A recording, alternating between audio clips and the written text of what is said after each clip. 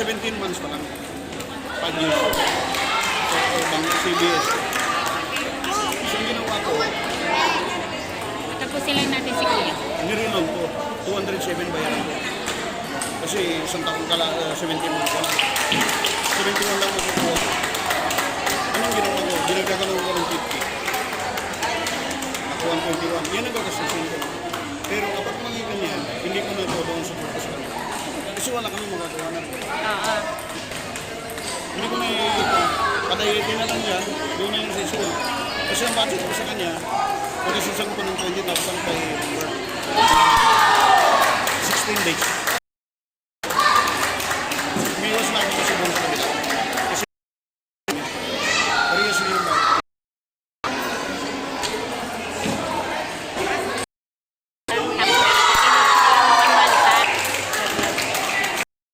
Pag-isahan ulit, wala na. Kaya wala akong habulin. Kaya tigilan na. Hindi na kita rin mas na. Hindi na lang magganito. Kahit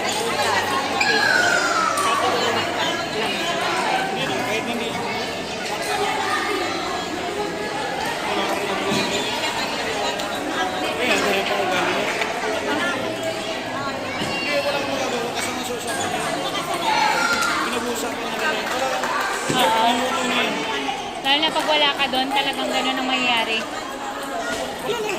Hindi naman sa NCR na, nilalaglag na nila siya. Oo, naglagab. Kung magiging anghel yan. Nagsakab. Kung magiging anghel yan.